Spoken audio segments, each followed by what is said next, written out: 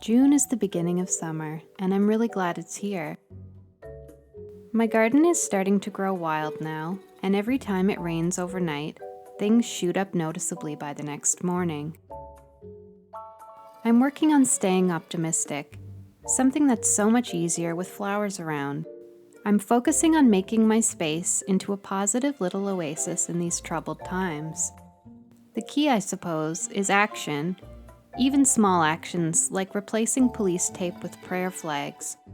Maybe I can send positive vibes out into the wind like scattering dandelion seeds.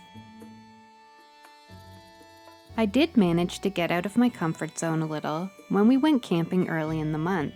We spent a weekend in Goderich, which is my ideal camping experience, as it's more of a peaceful countryside campsite rather than real wilderness. Lots of nice fresh air, and I can see why they used to prescribe it back in the day. It was so relaxing and inspirational. It really charged my creative battery. Although campfires were prohibited because of the wildfires, and the campfire really is at the heart of camping, it's a little too spooky at night without it, and you really feel vulnerable in a tent in the dark. My favorite little place we found during our walks was this pond area. If I was a frog or a toad, this is exactly where I would build myself a little cottage and boathouse.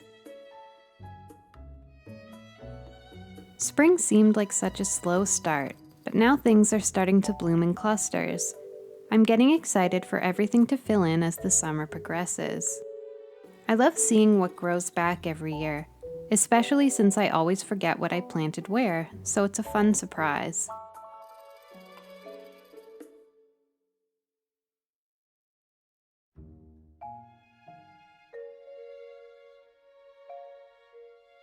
Some things, like these wild daisies, spread more and more every year.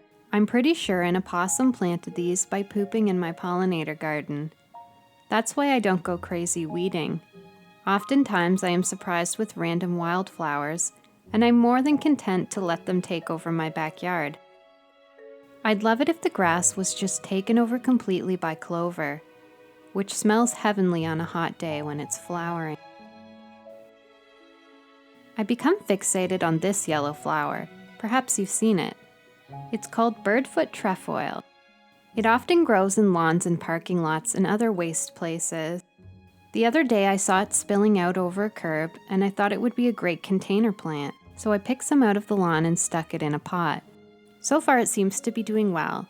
It's even flowering, and there was no period of transplant shock. I'm hoping it goes crazy and fills in, so I'll keep you posted with this little experiment. My goal to not buy many plants this year ended up being a good one, because my mom ended up giving me all of her leftovers from her own garden. I thought that I would get it all done in one go, but as usual, I grossly overestimated my energy levels. I ended up just doing one thing per day, and by the end of June I had most things planted without overdoing it too much. Of course, as with anything I plant, especially when potting soil full of bone meal is involved, I have to remember to put rocks around the young plants to avoid the squirrels, and especially chipmunks, from digging them up. The rocks, if they're big enough, are usually enough to protect them.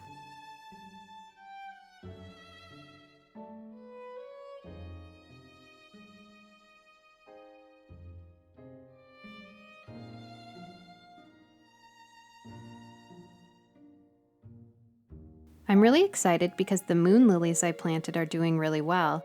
Last year I tried them in my front garden, but I didn't realize that they needed much more sunlight during the day. And that's the real benefit of planting in containers. If you're not sure about the best location for something, you're free to move them around. Although note that you probably will have to water your containers more than a garden, as they dry out quicker. Make sure that you line the bottom of the pot with rocks or pottery shards to help with drainage. Containers are also great for annuals, or plants that won't come back next year, to move around and fill in areas that need something extra. I look at gardening like an energy investment. If I'm going to do manual labor, I'd rather plant something that will come back or spread next year, rather than having to plant something into the ground each and every spring. One thing that didn't work out for me were canna lilies. They were dug up last year from my local park during seed day, but they must not have made it through the winter. The marigolds that I planted with them in this planter are thriving. I think I'm just going to figure something else to stick in here to fill it out. Maybe some shamrocks.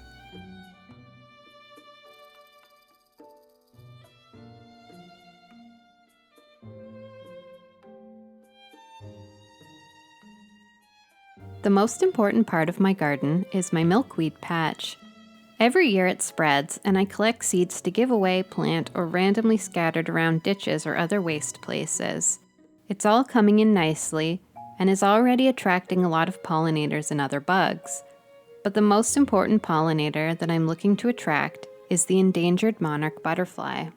The eggs are tiny, but once you know what to look for, they just kind of jump out at you.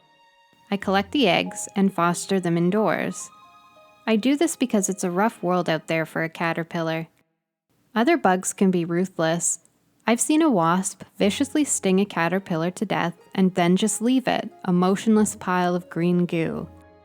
The milkweed that a caterpillar eats will make the eventual butterfly it becomes poisonous to potential predators, but the caterpillar is extremely vulnerable. Last year, I managed to release over 50 butterflies, but this year has been a really slow start.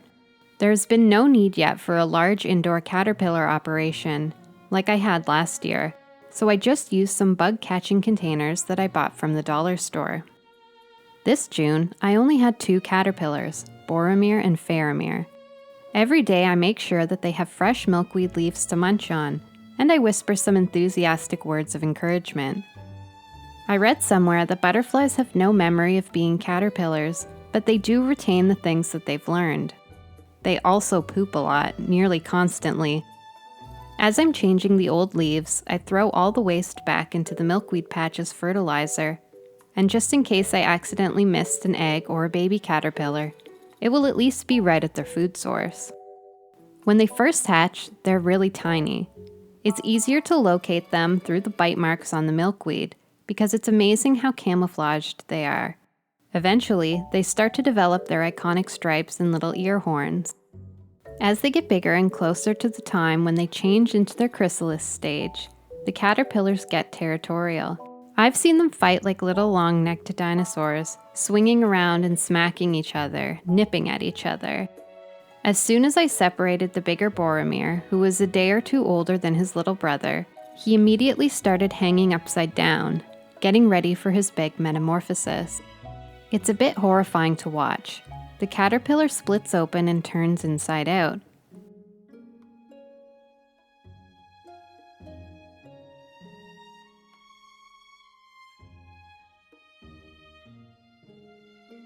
I hope it doesn't hurt.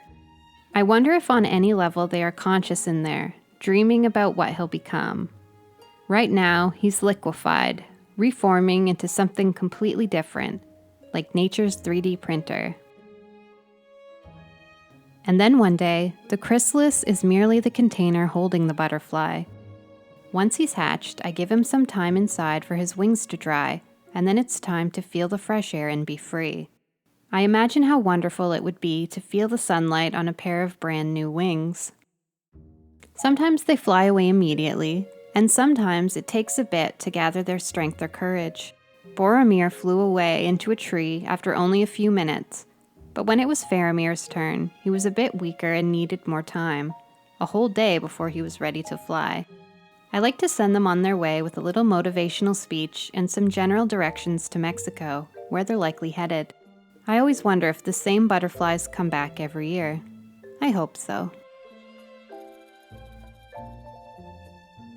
As the summer progresses, my plants are taking over, and I never feel more at peace than when my world is wild and overgrown. Though just leaves and stems and petals, I feel like I'm nestled in the heart of a fortress. I set up my little chair in my backyard, and I disappear. That's the benefits of refusing to weed and not wanting a grass lawn. There are so many creatures frolicking around. Birds and butterflies are everywhere. I like to imagine it spreading all around the city until everything is just covered in plants and there's no more bare patches of concrete. With the arrival of the really hot weather, my energy to work outside evaporates. I'm glad that I planted what I wanted before July, and now I just get to sit back in the shade and enjoy it. I can't wait until my backyard is just an explosion of flowers, the best part of the later summer months for me. I hope that you're enjoying your summer and that it's full of plants and nice cool breezes. Thank you so much for watching.